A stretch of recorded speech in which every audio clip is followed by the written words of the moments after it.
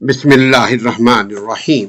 Battle of موتا، جنگ موتا ہجرت کا 8واں سال۔ جنگ موتا، ہسٹری آف جنگ موتا۔ جنگ موتا کا واقعہ مسلمان اور یورپ کے درمیان تاریخ میں پہلی مرتبہ 629 عیسوی میں یہ واقعہ پیش آیا۔ سب سے پہلے ہم ذکر کریں کہ صحیح بخاری میں کتاب غزوات کے بیان میں غزوہ موتا کا بیان جو سرزمین شام کے کرک کے علاقے میں پیش آیا سن 8 ہجری میں۔ صحیح بخاری حدیث نمبر 4261 4261 4261 ہمیں احمد بن ابی بکر نے خبر دی۔ انہوں نے کہا ہم سے مغیرہ بن عبد الرحمن نے بیان کیا، ان سے عبداللہ نے بیان کیا، ان سے نافع نے اور ان سے عبداللہ بن عمر رضی اللہ عنہما نے بیان فرمایا کہ رسول اللہ صلی اللہ علیہ وسلم نے غزوہ موتا کے لشکر کا امیر زید بن حارثہ رضی اللہ عنہم کو بنایا تھا۔ نبی کریم صلی اللہ علیہ وسلم نے یہ بھی فرما دیا تھا کہ اگر زید بن حارثہ شہید ہو جائیں تو جعفر اس قافلے کے اس کے امیر ہوں گے، اور اگر جعفر بھی شہید ہو جائیں تو عبداللہ بن رواحہ امیر ہوں گے۔ عبداللہ بن عمر رضی اللہ عنہما نے بیان کیا کہ اس غزوہ میں میں بھی شریک تھا۔ بعد میں جب ہم نے جعفر رضی اللہ عنہم کو تلاش کیا تو ان کی لاش ہمیں شہداء میں ملی اور ان کے جسم پر کچھ اوپر نیچے 90 زخم نیزوں اور تیروں کے ساتھ تھے۔ ان کے جسم پہ زخم تھے نیزوں کے اور تیروں کے۔ اس مارکے کا سبب یہ ہے کہ رسول اللہ صلی اللہ علیہ وآلہ وسلم نے حارث بن عمیر ازدی رضی اللہ عنہم کو اپنا خط دے کر حاکم بصرہ کے پاس روانہ کیا تو انہیں قیصر روم کے ایک گورنر کا نام تھا شرجیل بن عمرو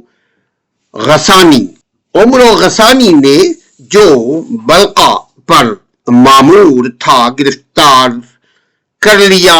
عمیر ازدی رضی اللہ عنہ کو اور گرفتار کر کے باندھ کر ان کی گردن کاٹ دی، گردن سر جسم سے جدا کر دی، یعنی ان کو شہید کر دیا۔ کس نے؟ غسانی نے، جو گورنر تھا قیصر و کسرا کا، یعنی رومن امپائر کا تھا۔ یاد رکھیں اس وقت جو بصرہ ہے، عراق ہے، یہ عرب کا حصہ نہیں ہوا کرتا تھا، یہ فارس کا حصہ تھا، اور فارس کا بھی all the way far eastern, جو کہ قیصر و کسرا کے انڈر میں تھا۔ یاد رہے کہ سفیروں اور قاصدوں، ریپریزنٹیٹیو کونسلیٹ جنرلز، یہ جو قاصد لوگ ہوتے ہیں، ان کا قتل نہایت ہی بدترین جرم، انٹرنیشنل کرائم ہوا کرتا تھا، جو اعلان جنگ کے برابر سمجھا جاتا تھا۔ اگر کوئی کسی کے قاصد کو، کوئی کسی کے ریپریزنٹیٹیو کو، کوئی کسی کے نمائندے کو، کوئی کسی کے سفیر کو اگر ہرٹ کرے، قتل کر دے، نقصان پہنچائے، تو دراصل وہ جس ریاست کا قاصد ہے، وہ ریاست کو ہرٹ کرنا، قتل کرنا، اس کے خلاف اعلان جنگ کرنا ہے۔ اس لیے جب رسول اللہ صلی اللہ علیہ وسلم کو اس واقعے کی اطلاع دی گئی کہ آپ کے نمائندے کو یورپ امپائر کا ایک گورنر ہے، اس نے شہید کر دیا ہے، اس گورنر کا نام ہے یعنی حارث بن عمیر ازدی کو شہید کر دیا ہے شرجیل بن عمرو غسانی نے، تو آپ صلی اللہ علیہ وآلہ وسلم پر یہ بات سخت گراں گزری۔ آپ شدید اضطراب میں مبتلا ہو گئے۔ غصہ آنا ایک فطری بات تھی، اور آپ نے اس علاقے پر فوج کشی کے لیے 3000 کا لشکر تیار کیا، اور یہ اس وقت کا سب سے بڑا اسلامی لشکر سمجھا جاتا تھا، جو اس سے پہلے جنگ احزاب کے علاوہ اور کسی جنگ میں فراہم نہ ہو سکا تھا۔ 3000 کی نفری۔ زاد المیعاد فتح الباری، یہ شرح صحیح بخاری کی ہے۔ لشکر کے امراء اور رسول اللہ صلی اللہ علیہ وآلہ وسلم کی وصیت۔ رسول عربی صلی اللہ علیہ وآلہ وسلم نے جب مدینہ طیبہ سے روانہ اس لشکر کو فرمایا تھا اور ایک کے بعد دوسرے کو قیادت کرنے کی وصیت فرمائی تھی کہ اگر ایک شہید ہو جائے تو دوسرا جھنڈا علم اٹھا لے، دوسرا ہو جائے تو تیسرا امیر بن جائے۔ نعمان نام کا ایک یہودی بھی یہ سب سن رہا تھا، گرد کہیں پر تھا وہ موجود مدینے میں، چونکہ مدینے میں یہودی بھی اس وقت آباد تھے۔ وہ سن رہا تھا، اس یہودی کا نام تھا نعمان۔ اس نے کہا، اے ابو القاسم کنیت ہے محمد صلی اللہ علیہ وسلم کی، اے ابو القاسم، اگر آپ سچے نبی ہیں تو یہ تینوں ضرور شہید ہوں گے، کیونکہ بنی اسرائیل کے نبی جب یوں کسی کا نام لیتے تھے، اگر 100 افراد کا نام بھی لے لیتے تھے تو وہ بھی 100 کے 100 شہید ہو جایا کرتے تھے۔ آج نگاہ فلک ایک عجیب منظر دیکھ رہی تھی۔ ادھر 2 لاکھ کے ظالم اور متکبر دشمن، جس کو رومن امپائر، ان کی 2 لاکھ کی تعداد تھی، جبکہ مسلمانوں کی تعداد 300 کی تھی، اور 2 لاکھ بھی عام سپاہی نہیں تھے، وہ لیس تھے اس زمانے کے جدید اسلحے سے، اور ان کے مقابلے میں صرف اور صرف 3000 کا مختصر ترین یہ مٹھی بھر دستہ، وہ لوگ دین اسلام جو 300 کے قریب لوگ تھے، وہ دین اسلام محمد مصطفیٰ صلی اللہ علیہ وسلم کے سپاہی تھے۔ ان کی خاطر رواں دوا تھی، یہ روا ہو چکے تھے دشمنوں سے لڑنے کے لیے۔ آخر یہ کون ہیں جنہیں اپنی جانوں کی پرواہ نہیں؟ یہ 300 کے لوگ 2 لاکھ کے نفری سے لڑنے جا رہے ہیں، ان کو اپنی جانوں کی پرواہ نہیں۔ نہ تو ان کے پاس بہت زیادہ اسلحہ ہے، ان 300 لوگوں کے پاس نہ بہت زیادہ اسلحہ ہے، نہ کھانے پینے کا سامان ہے، نہ زر ہے، نہ زرات ہے، نہ کچھ ہے، اور نہ ہی گھوڑوں اور سواریوں کی کثرت ہے۔ اپنے گھروں سے 1000 کلومیٹر سے بھی زیادہ فاصلے کی دوری پر جانوں کے نذرانے راہ خدا میں پیش کرنے کے لیے یہ 300 کی نفری بےتاب نظر آ رہی تھی، اور یہ چلے جا رہے تھے اللہ سے ملنے۔ آسمان کی آنکھیں بھی کھلی کی کھلی رہ گئی ہوں گی ان 300 نفریوں کو دیکھ کر، سپاہیوں کو دیکھ کر، جانبازوں کو دیکھ کر، نبی کے سپاہیوں کو دیکھ کر۔ غزوہ بدر میں 1000 کے مقابلے میں 313، تو تاریخ نے دیکھا کہ غزوہ بدر میں دشمنوں کی تعداد 1000 کی تھی، جبکہ مسلمانوں کی تعداد 313۔ غزوہ احد میں دشمنوں کی تعداد 3000 تھی، جبکہ مسلمانوں کی تعداد 700۔ غزوہ خندق میں کافروں کی تعداد 10,000 تھی، جبکہ مسلمانوں کی تعداد 3,000، یعنی یہ صرف 3,000 مجاہدین پر 10,000 کے لشکر کو حملہ آور ہوتے تو دیکھے تھے، لیکن آج تو حد ہی ہو گئی، تمام ریکارڈ ٹوٹ گیا۔ 300 ورسس 2 لاکھ، ایک کے مقابلے میں 66، 3,000 ورسس 2 لاکھ، ایک کے مقابلے میں 66 دشمن، اور وہ بھی اسلحہ سے لیس کھڑے تھے۔ جی ہاں، یہ جنگ موتا کا منظر ہے، جہاں رومی یورپین امپائر اور عرب کے عیسائیوں کے 2 لاکھ کے لشکر کے ساتھ صرف 3,000 مسلمان جانباز ٹکرانے کے لیے کھڑے تھے۔ یہ لوگ آخر اتنی دور کیوں آئے تھے؟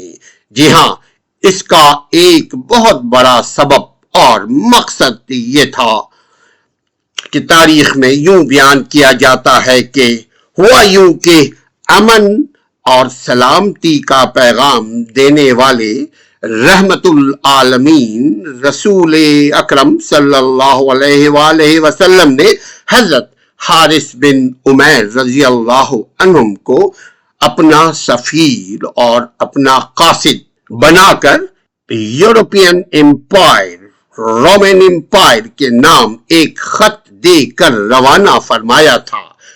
راستے میں قیصر یعنی رومن امپائر کا ایک امیر شرجیل بن عمرو غسانی نے حضور اکرم صلی اللہ علیہ وآلہ وسلم کے اس قاصد کو روک کر پوچھا، کیا تم محمد صلی اللہ علیہ وسلم کے قاصد ہو؟ انہوں نے فرمایا، اس بات میں سر ہلایا، کہنے لگے ہاں۔ تو اس شرجیل بدبخت نے قاصد رسول صلی اللہ علیہ وآلہ وسلم کو رسیوں میں باندھ کر نہایت ہی بے دردی کے ساتھ شہید کر دیا۔ اس حادثے کی خبر رسول اللہ صلی اللہ علیہ وسلم کو پہنچی تو آپ کو صدمہ پہنچا۔ آپ صلی اللہ علیہ وسلم نے 3,000 مسلمانوں کا لشکر تیار فرمایا اور اپنے دستے مبارک سے، اپنے ہاتھ مبارک سے سفید رنگ کا جھنڈا باندھ کر حضرت زید بن حارثہ رضی اللہ عنہم کے ہاتھ میں دیتے ہوئے انہیں فوج کا سپہ سالار بنا کر روانہ فرمایا، اور ساتھ ہی ساتھ فرما دیا تھا کہ ان کی شہادت ہو جائے تو قیادت حضرت جعفر رضی اللہ عنہم کو دے دی جائے، اور پھر ان کے بعد جعفر کی شہادت کے بعد حضرت عبداللہ بن رواحہ رضی اللہ عنہم کو دے دی جائے، اور حضرت عبداللہ بن رواحہ کی شہادت کے بعد مسلمان از خود اپنا قائد، اپنا امیر، اپنا لیڈر، اپنا سپہ سالار خود مقرر کر لے، منتخب کر لے۔ اس مٹھی بھر 3,000 کے اس لشکر کو رخصت کرنے کے لیے جناب رحمت العالمین صلی اللہ علیہ وآلہ وسلم نے ان کو الوداع کرنے کے لیے خود تشریف لائے، اور لشکر کے سپہ سالار کو حکم فرمایا کہ تم ہمارے قاصد حارث بن عمیر رضی اللہ عنہم کی شہادت گاہ میں جاؤ، پہلے وہاں کے کفار کو اسلام کی دعوت دینا، اگر وہ لوگ اسلام قبول کر لیں تو بہتر ہے، کوئی جنگ جدل نہیں ہونا ہوگا، ورنہ تم اللہ کریم کی مدد طلب کرتے ہوئے ان سے جہاد کرو گے، ان سے جنگ کرو گے۔ رسول کریم صلی اللہ علیہ وسلم کے اس اقدام نے رہتی دنیا تک کے لیے سفیر اور قاصد کے منصب کی حفاظت فرما دی۔ یہ ایک انٹرنیشنل ضابطہ، انٹرنیشنل قانون بنا دیا کہ سفیر کی جان، مال، عزت کی حفاظت وہ ملک کرنے کا پابند ہے جس ملک میں وہ سفیر ہے، سفارت کر رہا ہے۔ اللہ کریم نے رسول اکرم صلی اللہ علیہ وسلم کو ہر وصف، تمام تر صلاحیتوں سے نوازا تھا۔ وہ کامل تھے، اکمل تھے۔ انہی اوصاف میں سے ایک اوصاف نظام حکومت چلانا اور قوانین وضع کرنا بھی نبی صلی اللہ علیہ وسلم کی ایک صفت تھی۔ ایک سفیر کے شہید کیے جانے پر دنیا کی ظاہری سپر پاور کے ساتھ ٹکرانا اس بات کا درس تھا کہ بہادری اور دلیری تعداد سے نہیں، نظریات اور عقائد اور قوانین سے ہوتی ہے۔ قانون کی بالادستی قائم کرنے کے لیے آپ صلی اللہ علیہ وسلم نے فورس کا استعمال کیا۔ سپہ سالار رسول حضرت زید بن حارثہ رضی اللہ عنہم نے لڑائی شروع ہونے سے پہلے کفار کو اسلام کی دعوت دی، نبی صلی اللہ علیہ وآلہ وسلم کی ہدایت کے مطابق۔ پھر جب وہ نہیں سنے تب وہ میدان جنگ میں تشریف لے گئے۔ یہ جنگ جمادی الاول بمطابق 8 ہجری بتاریخ انگریزی ستمبر کا مہینہ 629 میں جنوب مغربی اردن میں موتا کے مقام پر ہوئی، جو دریائے اردن اور اردن کے شہر کے درمیان میں ہے اور شام کے شہر کرک کے درمیان میں ہے۔ اس میں حضور اکرم صلی اللہ علیہ وسلم شریک نہیں تھے، اس لیے اسے غزوہ نہیں بلکہ جنگ کہتے ہیں۔ جنگ یا سریہ یا مارکائے عربی میں مارکۃ الموتا کہتے ہیں۔ موتا ایک مقام ہے، اسی لیے مارکۃ الموتا کہتے ہیں۔ اصل میں یہ جنگ ہے جو کہ کفاروں کے درمیان اسلامی تاریخ میں پہلی مرتبہ لڑی گئی، اور چند لوگوں کی شہادت کے بعد یہ جنگ درمیان میں ختم ہو گئی۔ لیکن درمیان کا مطلب یہی ہے کہ مسلمان صرف 3000 کی تعداد، جبکہ رومن امپائر تھے 2 لاکھ۔ پھر بھی اگر ٹائی ہو جائے جنگ تو کامیابی تو کم تعداد والوں کی ہوتی ہے۔ اس میں علی المرتضیٰ سمیت کئی جلیل القدر صحابی شامل نہیں تھے۔ اس جنگ میں، جنگ موتا میں، علی مرتضیٰ شامل نہیں تھے اور دیگر جلیل القدر جو صحابی تھے وہ شامل نہیں تھے۔ یہ بازنطینی یعنی مشرقی رومن امپائر افواج اور مسلمانوں کے درمیان میں ہوئی یہ جنگ۔ بازنطینی افواج میں نصف عرب مسیحی بھی شامل تھے، یعنی ان کی آدھی تعداد کرسچن، جو عربی کرسچن تھے وہ شامل تھے، جن کا تعلق اردن اور شام سے تھا، بلاد شام سے تھا۔ جنگ کسی واضح نتیجے کے بغیر ختم ہوئی۔ آج کے مسلمان اور مغربی دنیا اسے اپنی دونوں فتح سمجھتے ہیں، لیکن یقیناً اس میں مسلمانوں کی فتح ہوئی تھی۔ 3000 ورسز 2 لاکھ کوئی معمولی بات نہیں ہے۔ اس کا پس منظر حاضر خدمت ہے۔ صلح حدیبیہ ایک مشہور صلح تھا، ٹریٹی تھا، ایگریمنٹ تھا بٹوین نبی صلی اللہ علیہ وسلم اینڈ مکہ کے کفار کے درمیان۔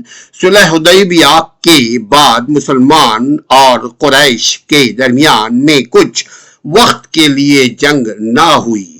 یمن کے ساسانی گورنر کو اسلام قبول کرنے کے ساتھ ساتھ اس کے قبائل بھی مسلمان ہو گئے تھے۔ اس طرف سے اطمینان حاصل کرنے کے بعد حضور صلی اللہ علیہ وسلم نے اسلام کی تبلیغ کے لیے کچھ سفیر اردن اور کچھ سفیر شام کے عرب قبائل کی طرف روانہ کیے، جنہیں ان قبائل نے سفارتی روایات کے برخلاف قتل کر دیا۔ یہ عرب قبائل بازنطینی سلطنت مشرقی روم کی سلطنت کے باج گزار تھے. یعنی یہ اردن اور شام جو ہے یہ یورپ کے تابع تھا. سفیروں کے قتل کے بعد ان قبائل کی سرکوبی کے لیے حضور اکرم صلی اللہ علیہ وسلم نے 3000 کی ایک فوج تیار کر کے مغربی اردن کی طرف روانہ کی. حضور صلی اللہ علیہ وسلم نے سپہ سالاروں کی ترتیب یہ رکھی کہ حضرت زید بن حارثہ رضی اللہ عنہ کو اس لشکر کا امیر مقرر کیا. ان کی شہادت کی صورت میں جعفر بن ابی طالب یعنی آپ کے چچا زاد بھائی ان کو امیر مقرر کیا جائے. یہ ایک ترتیب بنایا کہ سب سے پہلے حارثہ، پھر جعفر، پھر رواحہ. ان سبوں کی شہادت کی صورت میں رواحہ کو اپنا تیسرا سپہ سالار مقرر کیا جائے، اور یہ کہ اگر وہ بھی شہید ہو جائیں تو یہ جو 3000 کا لشکر ہے، لشکر اپنا امیر خود چن لیں گے. دوسری طرف سے ہرقل کی قیادت، یہ جنرل ہرقل ہوا کرتا تھا رومن امپائر کا، اس کی قیادت میں ہرقل کی قیادت میں 2 لاکھ رومی ٹوٹل، یعنی 1 لاکھ رومی یورپین تھے اور 1 لاکھ عرب اردن اور شام اور دیگر قبائل سے ان کو اکٹھا کیا گیا تھا. 1 لاکھ عربی، 1 لاکھ یورپین لوگ شامل تھے. ان پر مشتمل یہ فوج 2 لاکھ کی فوج تیار کی گئی تھی جو جدید ترین مروجہ ہتھیاروں سے لیس تھی. جب مسلمان موتا کے مقام پر پہنچے اور دشمنوں کی تعداد کا پتہ چلا تو انہوں نے پہلے سوچا کہ مسلمانوں نے پہلے سوچا کہ مدینہ سے مزید کمک آنے کا انتظار کیا جائے، مگر عبداللہ بن رواحہ رضی اللہ عنہ نے اسلامی فوج کی ہمت افزائی کی. چونکہ اسلام، مسلمان کبھی موت سے نہیں ڈرتا، مومن کبھی حق باتوں سے پیچھے نہیں ہٹتا، نبی کی اطاعت سے پیٹھ نہیں دکھاتا نبی کی اطاعت کو. اور اسلامی فوج نے پیش قدمی جاری رکھتے ہوئے جنگ جاری رکھی. جنگ موتا شروع ہوئی تو زید بن حارثہ رضی اللہ عنہ نے شجاعت کے ساتھ جنگ کی. رومی افواج کے تجربے کار لوگوں کو قتل کیا. انہوں نے زید بن حارثہ رضی اللہ عنہ کو، رومی افواج نے زید بن حارثہ رضی اللہ عنہ کو نیزوں کی مدد سے زمین پر گرا کر شہید کر دیا.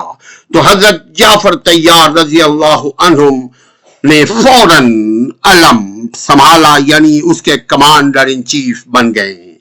اسلامی افواج کی قیادت کی، مگر جب وہ گھیرے میں آ گئے، یعنی جعفر طیار جب گھیرے میں آ گئے اور محسوس کر لیا کہ اب شہادت قسمت میں لکھی ہے، تو اپنا گھوڑا فارغ کر کے یعنی گھوڑے سے کود گئے زمین پر اور پیدل نہایت ہی خونریز جنگ کی اور 80 زخم کھائے اپنے جسم پر.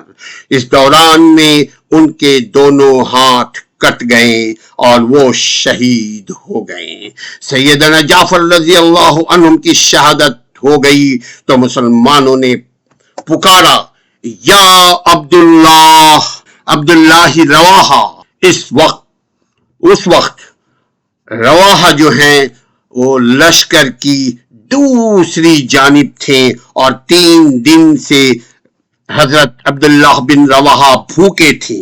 اونٹ کے گوشت کا ایک ٹکڑا کھانے کے لیے ہاتھ میں پکڑا ہی تھا کہ آواز آئی، یا عبداللہ بن رواحہ. حضرت سیدنا جعفر رضی اللہ عنہ کی شہادت ہو گئی ہے. یہ آواز آئی، یہ آواز سن کر بےتاب ہو کر وہ جو ہاتھ میں ان کے بوٹی تھا اسے چھوڑ دیا اور یہ کہتے ہوئے آگے بڑھ گئے، اے عبداللہ، جعفر شہید ہو گئے ہیں اور تیرے پاس ابھی تک دنیاوی شے ہے۔ فوراً پرچم اسلام ہاتھ میں لیا اور لشکر کی کمان سنبھال کر بے جگری سے دشمنوں پر ٹوٹ پڑے۔ عبداللہ بن رواحہ رضی اللہ عنہم نے رومی افواج کے مرکز میں زبردست حملہ کیا۔ شدید لڑائی میں وہ بھی شہید ہو گئے۔ جب یہ تینوں نامزد قائدین شہید ہو گئے تو اسلامی فوج نے خالد بن ولید رضی اللہ عنہم کو، جو اس وقت نئے نئے مسلمان ہوئے تھے، اپنا امیر، اپنا سپہ سالار چنا۔ خالد بن ولید رضی اللہ عنہم حال ہی میں اسلام لائے تھے اور اعلیٰ درجے کے سپاہی اور جنگجو تھے۔ انہوں نے بھانپ لیا جنگ کو دیکھ کر بھانپ لیا تھا کہ مسلمانوں کے جنگ جیتنے کے امکانات بہت کم ہیں۔ اسی اثنا میں رات ہو گئی۔ خالد بن ولید نے اپنی افواج کو پیچھے ہٹا لیا۔ انہوں نے ایک زبردست جنگی حربہ اختیار کیا، ایک زبردست جنگی چال چلی، ایک حکمت عملی کو اپنایا۔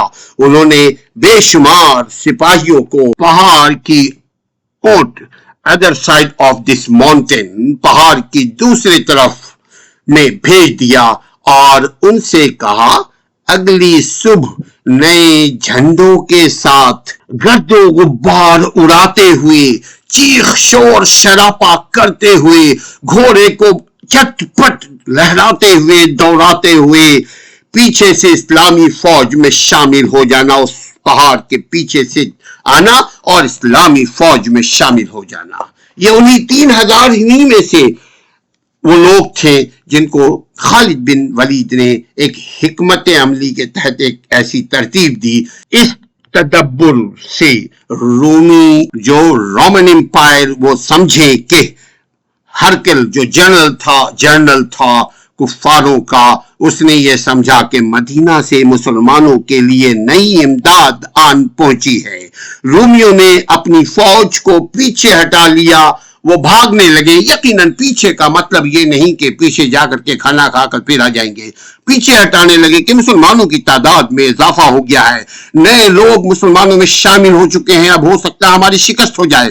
اسی لیے رومن امپائر پیچھے ہٹنے لگے اور جنگ اس طرح رک گئی۔ اس طرح دونوں افواج واپس چلے گئے اور مسلمانوں کو 2 لاکھ کی رومی فوج سے خالد بن ولید رضی اللہ عنہم نے اللہ کے حکم سے اپنی بصیرت کے ساتھ، جو اللہ نے ان کو جنگی بصیرت عطا فرمائی تھی، بچا کر مدینہ طیبہ واپس پہنچا دیا۔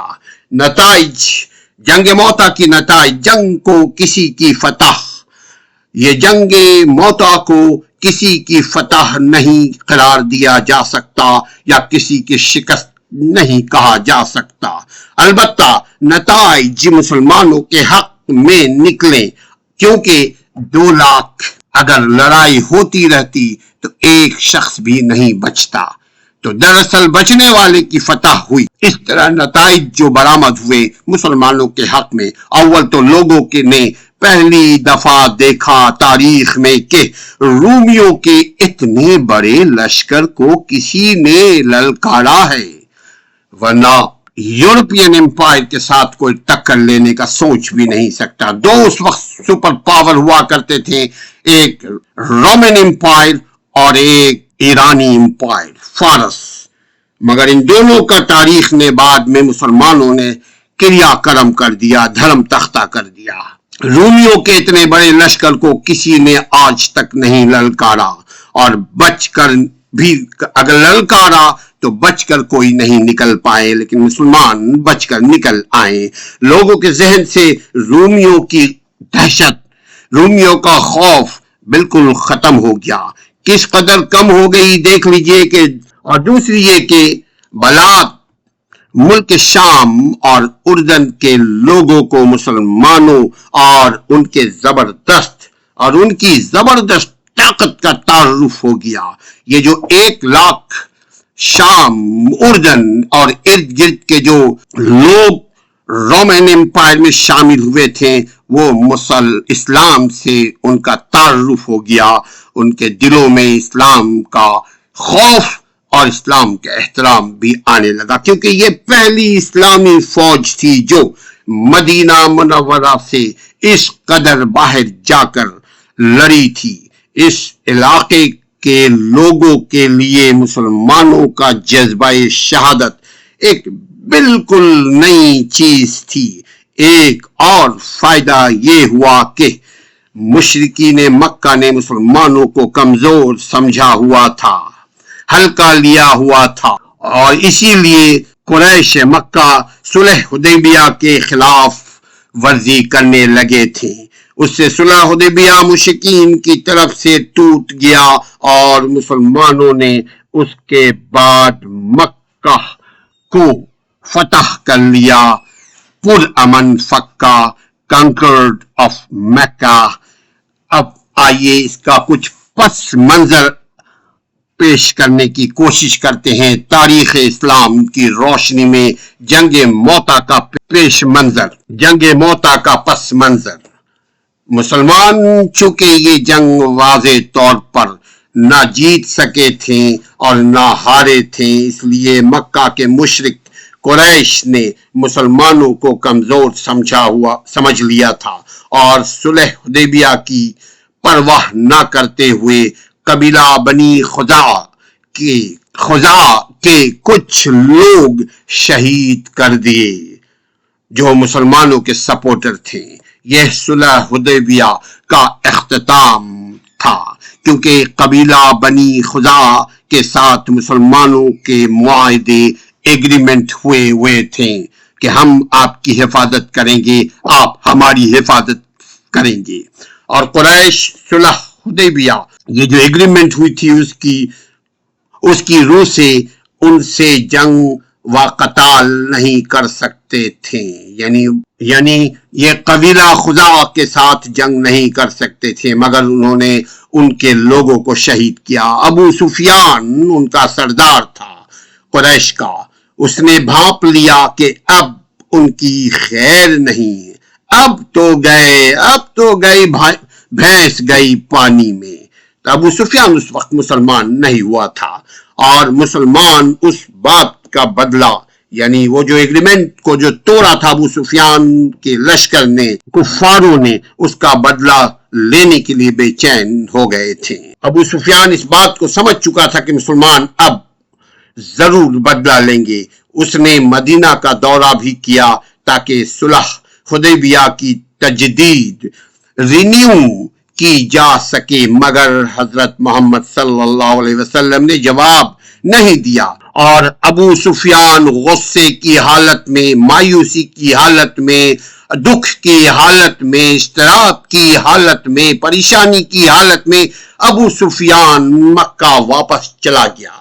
قتل شدہ افراد کے قبیلہ نے مسلمانوں سے فریاد کی کہ ایگریمنٹ کے مطابق مسلمانوں اب ہماری تم مدد کرو قریش کے خلاف، اور اس کے بعد محمد عربی صلی اللہ علیہ وسلم نے کنکرڈ آف مکہ فتح کرنے کا فیصلہ فرما دیا، اور نتیجتاً رمضان المبارک کے مہینے میں 8 ہجری میں مکہ معظمہ اللہ تعالی نے کامیاب کر کے محمد عربی رحمت العالمین صلی اللہ علیہ وسلم کے ہاتھ فتح مکہ دے دیا۔ یہ تھا پس منظر واقعہ موتا، جنگ موتا کا۔ آپ اس وقت تک کامیاب رہیں گے جب تک اللہ اور رسول کے احکام پر عمل کریں گے۔ ہم اس وقت تک کامیاب رہیں گے، ہمیں اس وقت تک عزت ملتی رہے گی، ہمیں اس وقت تک کامیابی ملتی رہے گی دین دنیا دونوں جہاں کی، جب تک ہم اسلام پر 100% عمل کریں گے۔ فتح مکہ اس بات کا ثبوت ہے، اور اگر دیکھا جائے تو جنگ موتا میں بھی ہمیں فتح ہوئی ہے، اس لیے کہ 3000 کے مقابلے میں 2 لاکھ لشکر، اور ہم اپنے 3000 میں سے لوگ صرف شہید ہوئے اور پھر ہم صحیح سلامت واپس مدینہ پہنچ گئے. کیا یہ کامیابی نہیں ہے کہ جان بچ گئی تاکہ دوبارہ عمر رضی اللہ عنہ کے وقت زمانے میں یہی مسلمان پھر دوبارہ کیسر و کسرا کا تختہ الٹ دیا. پھر یہی مسلمانوں نے عمر رضی اللہ عنہ کے دور میں رومن امپائر کا بھوسا نکال دیا. وما علینا الا البلاغ المبین.